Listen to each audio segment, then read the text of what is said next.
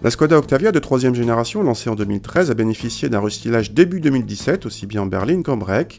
L'évolution la plus marquante vient des feux avant, désormais au nombre de 4, pendant que la calandre et le bouclier ont été légèrement redessinés.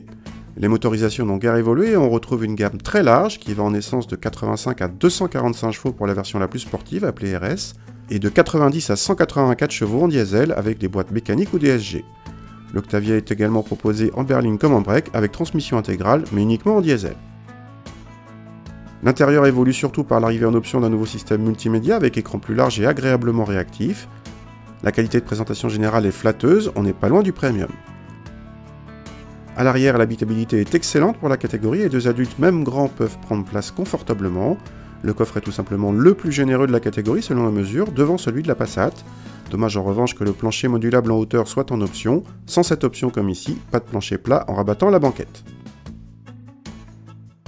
Le 4 cylindres essence est remarquable par sa discrétion et par sa douceur d'utilisation. Associée à la boîte DSG elle aussi très douce, cette Octavia est agréable en conduite coulée en toutes circonstances, y compris en ville.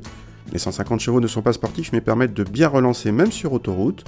Côté châssis, notre voiture d'essai avec roue de 18 pouces et suspension pilotée optionnelle s'est montrée polyvalente. Le mode confort convient à la ville pour le moelleux mais occasionne trop de mouvements de caisse sur route.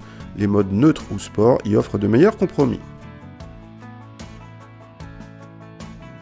En consommation, cette Octavia Combi échappe au malus écologique et profite à la fois de la boîte DSG qui fait baisser légèrement l'appétit, du stop and start en ville et de la désactivation partielle des cylindres en conduite coulée. Pour une famille à l'essence de cette puissance, les chiffres sont assez bons.